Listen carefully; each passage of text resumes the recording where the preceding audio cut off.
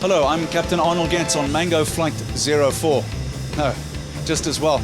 What we are doing is we're in a flight simulator and we're about to embark on trying to get an aircraft that is flying out of the sky. Supposedly, our pilots have fallen ill and Blue Bull Center Jaco, Pretorius and myself have to get this baby back on the ground without killing any innocent bystanders, or in this case, guys right at the back. Let's see if we can do it. We thought it appropriate to involve the public in a different way altogether.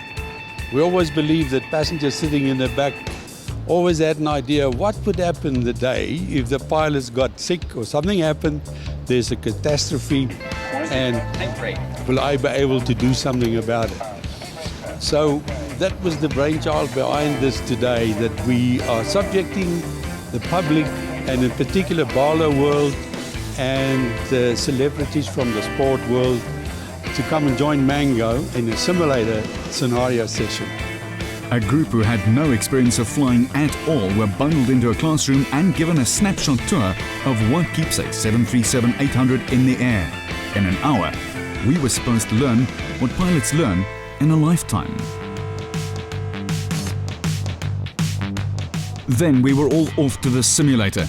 Impressive as it is from the outside, on the inside, pilots who do their conversions to the 737-800 actually learn here, and the next time they fly it is when they have passengers in the back, for real. Then it was, hello, this is your captain, squeaking. However, me being the guinea pig, I had to contend with an engine blowout. I lost the plane, passengers, and a few billboards along the runway. Sorry about spilling your breakfast all over your lap, folks.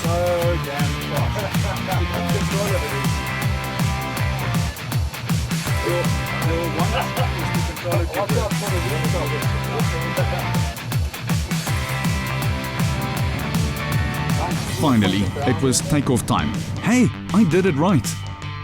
But once you get it in the air, does that mean you can put it down again? That's a very nice attitude, Arnold. Have a look outside. You can see where it is in relation to the horizon. That's exactly what you want. Have a look for Robben Island. See if you can see it there in Table Bay. Off you go, in that direction, please. You'll have to, so the speed doesn't run away too far. To be honest with you, flying this thing is like flying the real thing. The graphics on the outside are as lifelike as the real Cape Town. That was all without autopilot, so autopilot now has to be engaged. That's the settings for the landing altitude.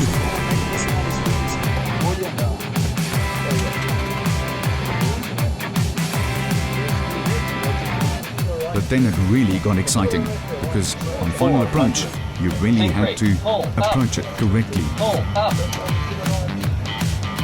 200.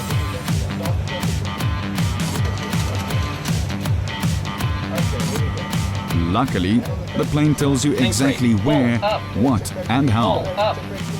Sink rate. Sink rate.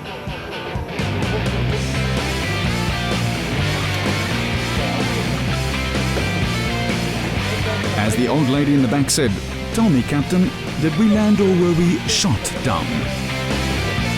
There really isn't a way to describe what it's like to be in control of the 737-800. It's a magnificent feeling. All that power, that thrust when you pull up and you take away.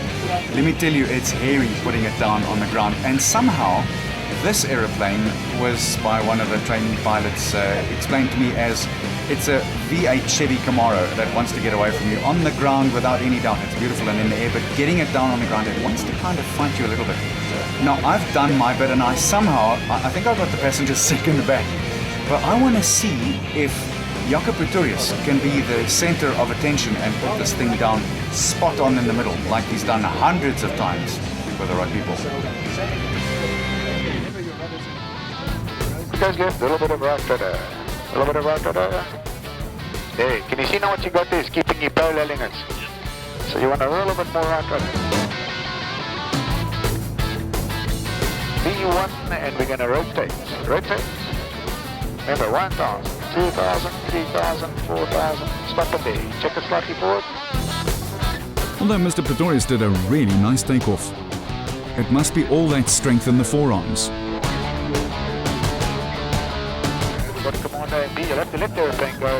Engage autopilot command. Jaco did say that he always wanted to be a captain, but when he captained this thing into final approach, he found another aircraft on the runway.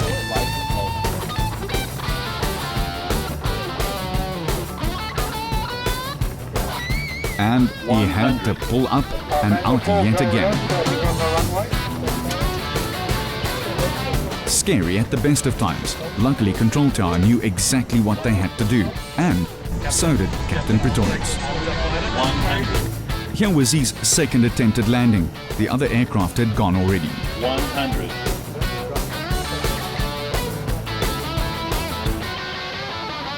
50, 40, 30, 20, 10. Oh, that really hurt.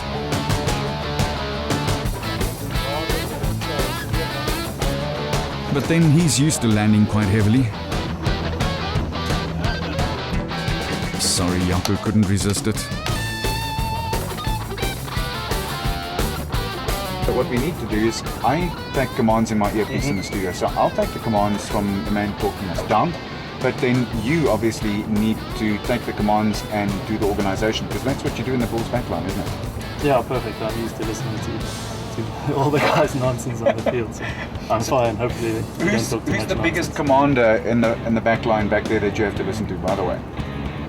No, I must say, Furi likes to command quite a bit. Yeah, and So, he's got no sympathy if you do the wrong one. We'll think of Furi the prayer when we try and land this baby. Okay, here we go. Take a lead.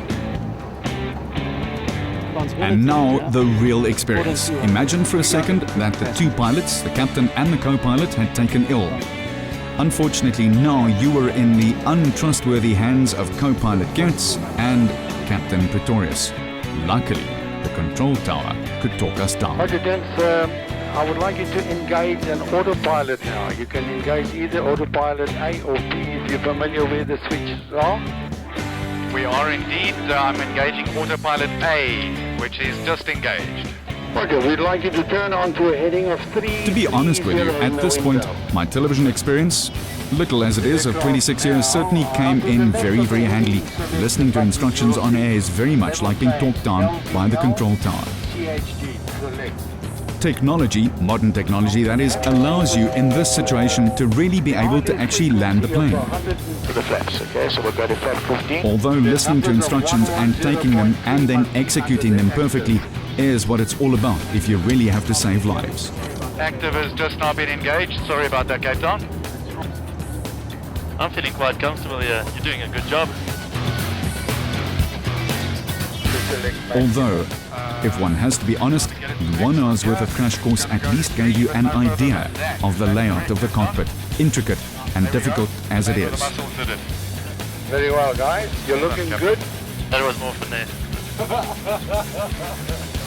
Just to tell you what's going to happen, the aircraft will flare and the throttle will come back slowly. The aircraft will touch down. We require you to disconnect the An autopilot. aircraft coming at us. It's a departing aircraft. Is that departing? Just checking. Okay, I'll I'll say spot it. again, after touchdown, you will be required to disconnect the autopilot, but only after touchdown. And the aircraft will then apply automatic braking. 200. You have to keep it straight on the runway by applying the rudder input. Captain, I'll take off Are we on the autopilot. same page? On the same page, Yes, I've got it. Captain. I've got the brakes. You're looking 50, 40, 30, 20, 10. I really do believe if we ended up in this type of scenario in real life with someone like Captain Kuss at the control tower, then we would have been able to land it.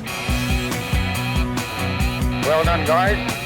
Ladies and gentlemen, we've just landed at Cape Town International Airport and everyone is still alive. Captain, my captain, I'll play with you anytime. Thanks, Gabby.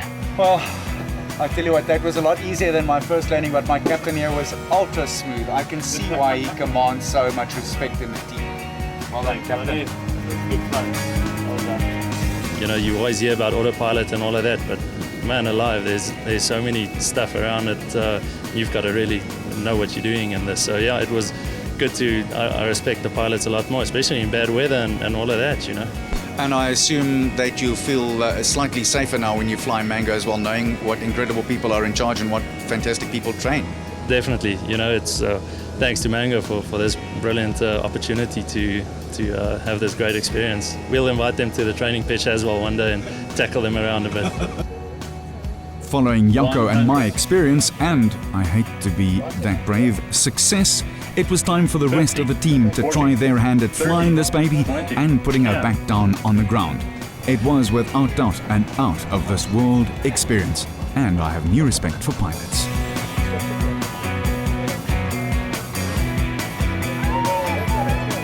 It was terrifying.